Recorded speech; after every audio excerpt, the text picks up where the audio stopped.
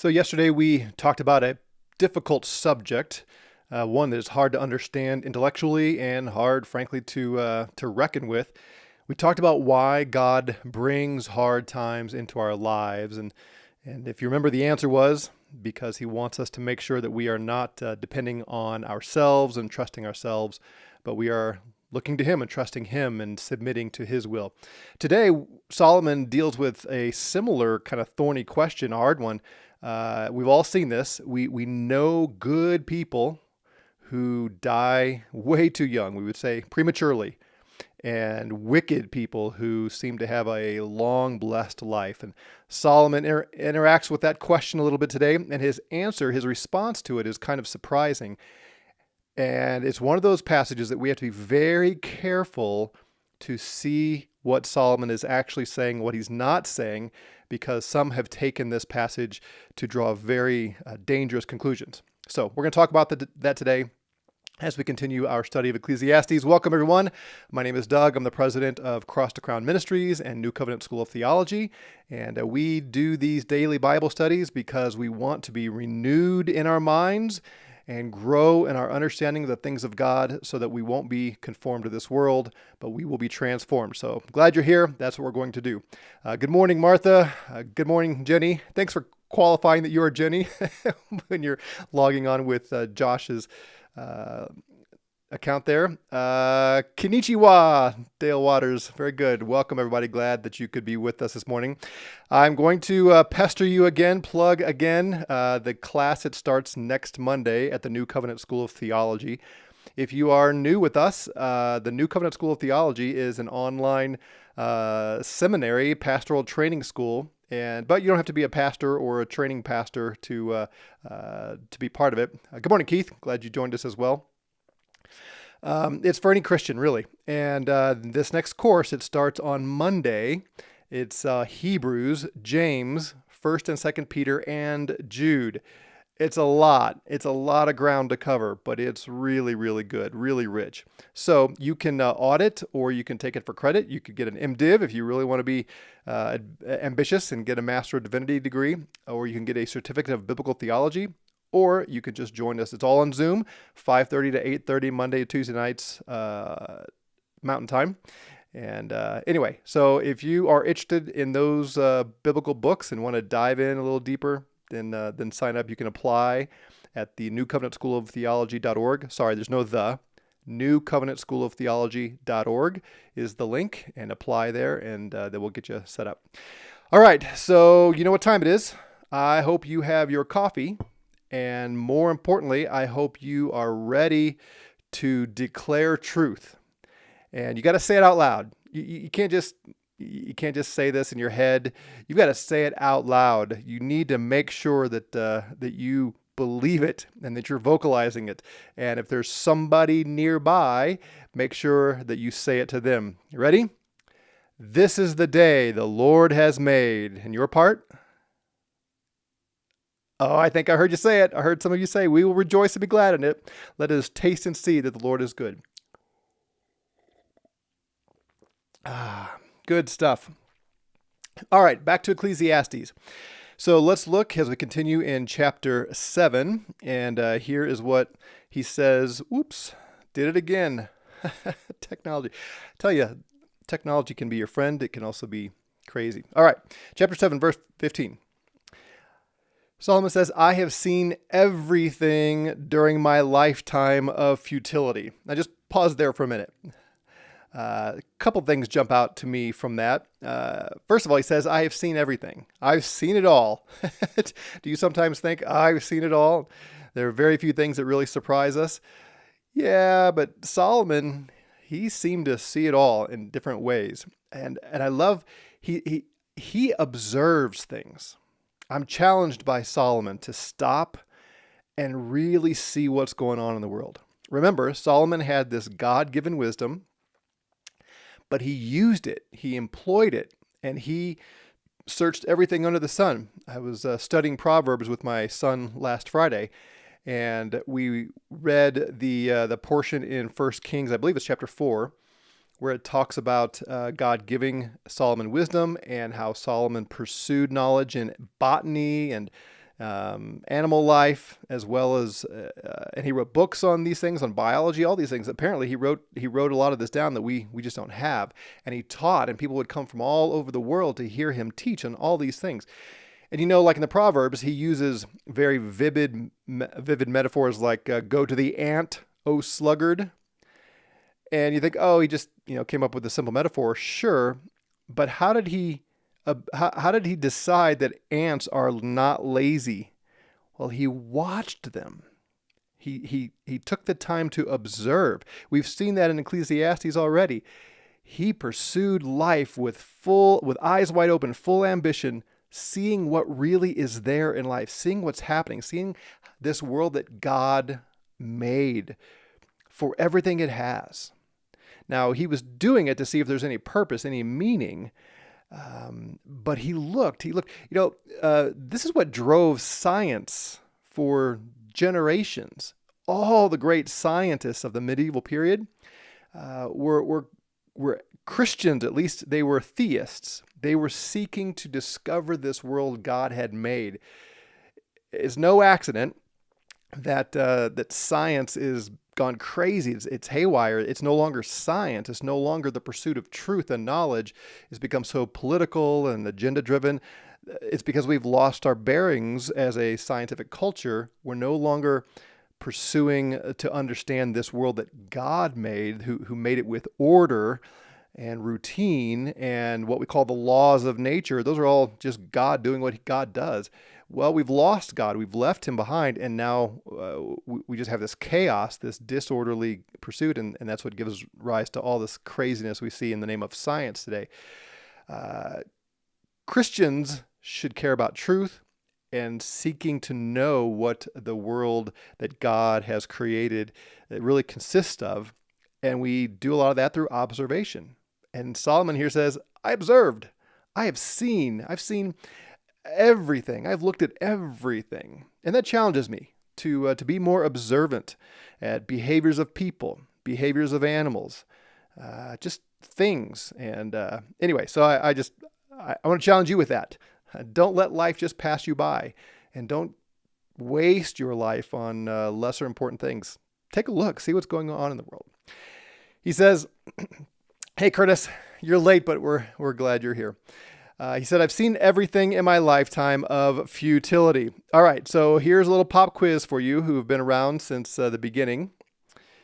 This word futility, it's our Hebrew word hebel. Do you remember what this word means? It's the same word as vanity or meaninglessness that we saw other places. Can anybody remember what the root of the word means? What the core of this word vanity is? Anybody? Come on, impress me. Let me know you've been paying attention. It's the same word. I want to give you a hint, but that'd be cheating.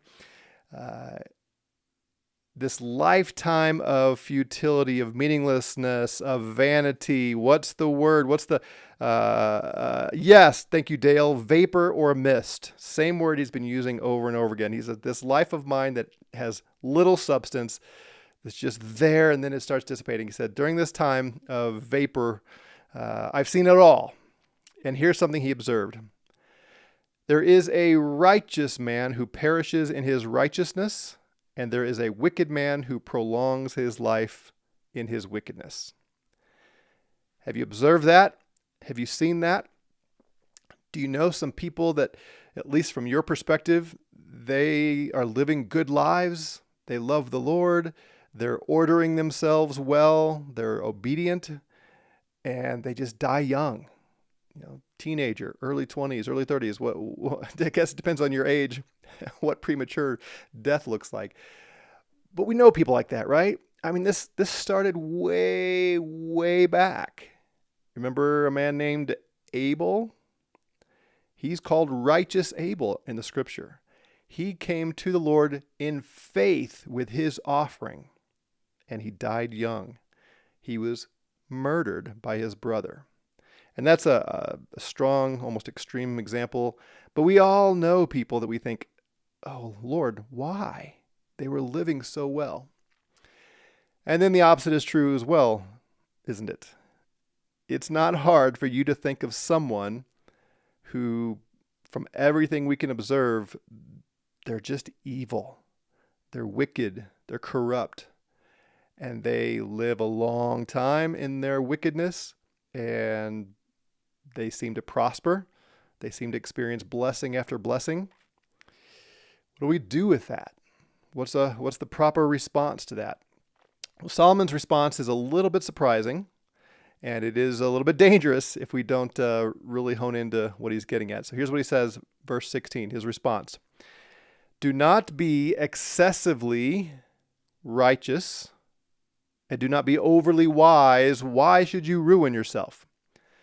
Do not be excessively wicked, and do not be a fool. Why should you die before your time?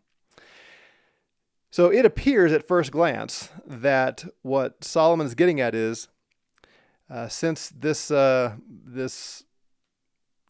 situation occurs where some of the righteous die early and some of the wicked live long lives, just don't go out of your way to be too righteous, and you can be wicked, just don't be excessively wicked. That seems to be what he's saying. And some have drawn that conclusion as though Solomon is saying it's okay to be a little wicked. It's okay to get drunk some, and it's okay to commit fornication some, and it's okay to steal some, and it's okay to be violent some, so long as you don't go too far with it. No, that is not what Solomon is getting at, and that is not the conclusion we should draw. Solomon is not ever going to say that it's truly okay before God to be wicked. He talks a little bit like this in other places, and he's very sort of common sense, wisdom oriented in this book, right? We've seen that. And he wants people to think, and he's looking at things as they are, not as we wish they were. But he does come back to the fact that you can choose, you can do what you're doing, but remember, you're going to be judged. Look what he says in chapter 11. Here it is in verse 9. Rejoice, young man, during your childhood. Rejoice when you're young. Let your heart be pleasant during the days of young manhood, and follow the impulses of your heart and the desires of your eyes. All right, this is every graduation speech ever. Follow your heart. Go live life. The world is your oyster. Just take charge of it and do whatever you want. Don't let anybody tell you no. He says, do that. Great. And look at the last sentence here, verse 9. Yet know that God will bring you to judgment for all these things. Go ahead, live it up, but you will stand before God someday. And then remember what he said at the end of the book. This is at the end of chapter 12. The conclusion, when all has been heard, is fear God, keep his commandments, because this applies to every person, for God will bring every act to judgment, everything which is hidden, whether it is good or evil. Solomon knows there is a judge watching, and our actions matter, and they're going to be taken into account in judgment. So I don't think that he is saying here, it's okay to pursue some wickedness, just don't overdo it. Lon here says, the righteous man perishes and is taken away from evil. He enters into peace. That's true. Yeah. There's no doubt. When a righteous man dies prematurely, quote unquote, he goes to be with the Lord. That's what we know now from Paul's writing and others, which is a great thing. But Solomon's not really looking at the afterlife. So this, Lon, that's a great statement for us as Christians, and it's true. And it's one of the ways we take comfort when we see, especially loved ones who die prematurely, die because of others committing evil against them. They're in a better place. It doesn't make it easy. It's still hard on our end, but they're in a much better place, and that is absolutely true. But Solomon here is looking sort of an earthy, common sense level, I think, and I want to try to show you what I believe he's saying. So back to chapter 7. Let me get back over there. So, do not be excessively righteous. Do not be overly wise. Why should you ruin yourself? Again, that sounds like don't go too far in trying to be righteous, because you're going to ruin yourself. That's the word that is translated here. You're going to destroy yourself being all righteous. Just be sort of righteous. Just be enough righteous where it doesn't hurt. That's not what he's saying. Let me show you from the Hebrew, maybe a little different viewpoint. So here in the Hebrew, so right here in verse 16, why should you ruin yourself? If you see when I hover over and it shows you the Hebrew word shamim, if I go over here and highlight that, come down to the definition, sort of dictionary 1A definition toward the bottom here. It says to be desolate or to be appalled. That's what this word shamam means, to be appalled.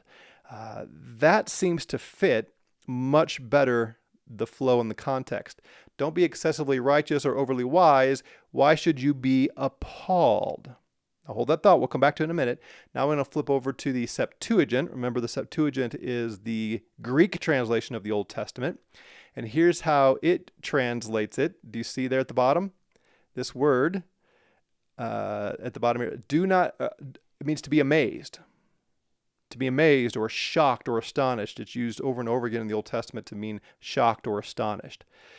So what if that's what Solomon means, rather than ruining? Do not be excessively righteous or overly wise. Why should you be astonished? Why should you be appalled? Why should you be shocked? That seems to fit the context better. I think that's what he's getting at. So in that situation, what he's saying is, don't be excessively wise, meaning, wrong verse. You will be shocked if you're pursuing righteousness and wisdom, thinking that you will prolong your life, absolutely, and then you're shocked and appalled and amazed when actually you die prematurely. I think that's what he's getting at. So, is it possible to be too righteous, to be excessive in our righteousness and wisdom? Yes, if we are convinced that life is like an equation, A plus B equals C.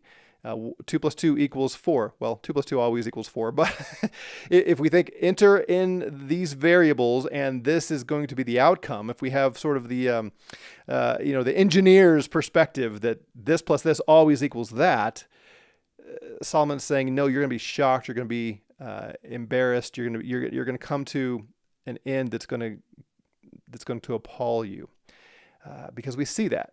And he has already made the case it's better to be wise.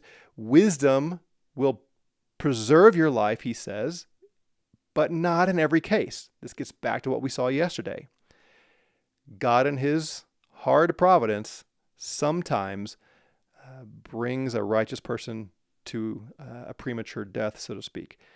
That shouldn't shock us. If you are pursuing righteousness because you are convinced this is a guarantee of a long, prosperous life, then you're going to be surprised and frustrated.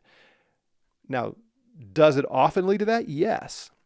And should we generally expect the outcome? Yes.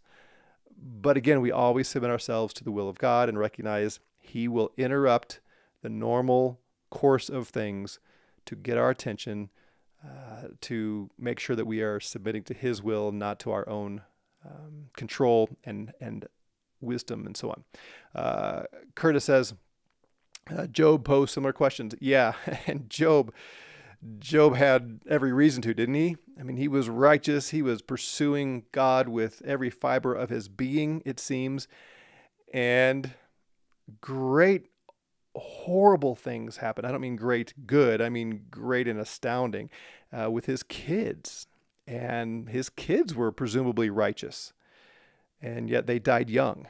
And Job just doesn't understand why, Lord, why? Curtis says again, why do the wicked live, reach old age, and grow mighty in power? Yep. And Habakkuk, if you remember, the prophet said the same thing. Lord, he was angry. He's frustrated with the Lord. Lord, why? Why do the wicked prosper? And why do the righteous suffer? If you remember that story, Habakkuk is saying he doesn't understand why wicked people in Israel are allowing it to prosper and why the righteous are suffering. And then God says, I'm going to bring this unrighteous people and destroy the nation of Israel. And Habakkuk says, whoa, you can't do that. God says, watch me. Israel is not as righteous as you think. Um, it's a question that a lot of people ask, and we don't have all the right answers. But and we don't understand it all. We don't understand God's providence, but we need to trust Him.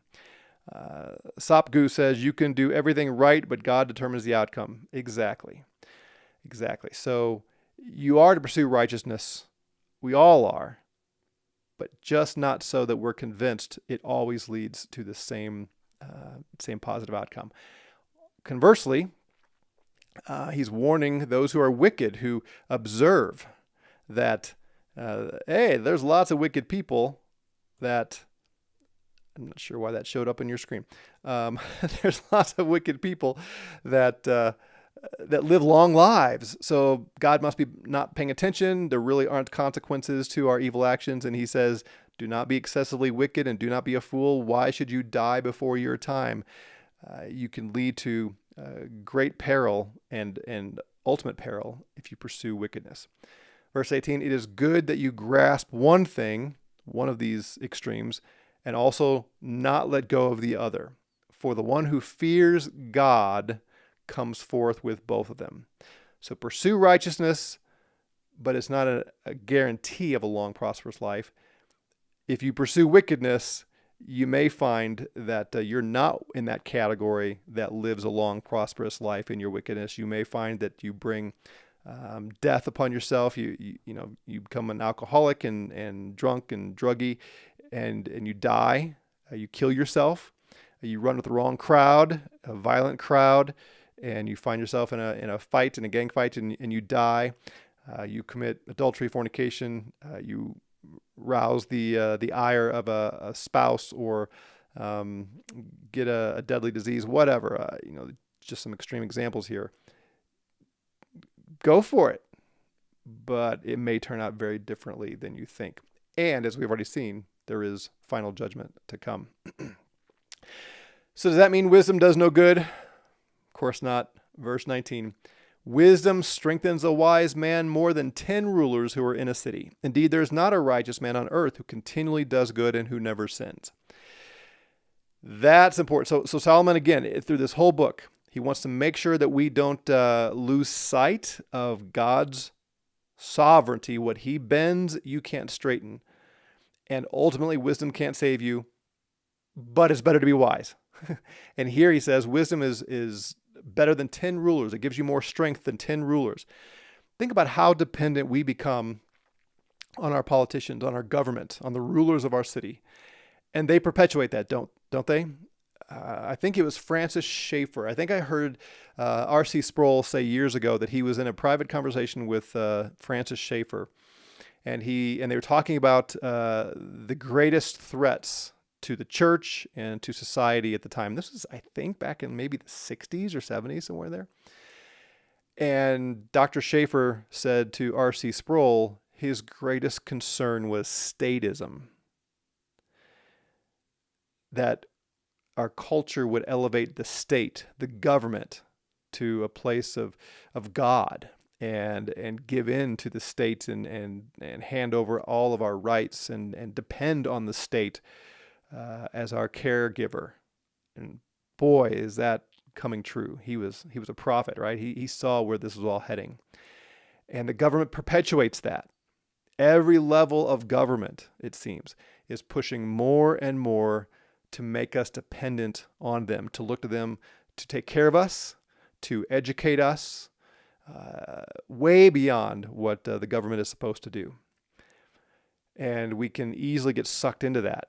And Solomon here says, wisdom strengthens a wise man more than 10 rulers who are in a city. At the end of the day, we are not dependent on our government. We must not turn over our well-being and our lives and our education and everything else to these leaders. Pursue wisdom. You will get way more strength. And then verse 20, there's not a righteous man on earth who continually does good and who never sins. The state officials, government, local officials, federal government, they want to present themselves as knowing everything and being righteous. Well, We're fools. We're fools to believe they are. Even those who are quote unquote on our team. I hear Christians just get sucked into the conservatives as though republicanism and conservatism and the right wing folks in government, we can trust them and they're righteous and they're good. Don't be a fool. Don't be foolish. I could go on, and some of you have been around a long time to see all this. So-called conservatives, when they've had plenty of power, when they've had control of all three branches of the government, have squandered it, and so many prove that they're not all that different from their liberal counterparts. There are exceptions, don't get me wrong, and I don't mean this to be overly political here, although I think we should be engaged in politics and government to vote people in who really do have a concern for righteousness and don't want to take over our lives and so on. But it's easy to be persuaded that there are certain people who are we can trust them. Well, wisdom would say, be cynical. Whether it's the media, the politicians, there's good reason to assume that most of them are pursuing an agenda that is different from what they say out loud. That may seem over harsh and critical, and again, I know there are exceptions, but we got to remember our leaders, our lawmakers, they're unrighteous people. Wisdom will give you more strength than the government ever could. Pursue wisdom, he says. And then I do want to look at verse 21 and 22 quickly. Another benefit of wisdom, also, do not take seriously all the words which are spoken, so that you will not hear your servant cursing you. For you also have realized that you likewise have many times cursed others. Wisdom causes us to not get too bent out of shape when we hear people under our authority, people who depend on us, when we hear them cursing us. Don't give too much credence to what other people say about you.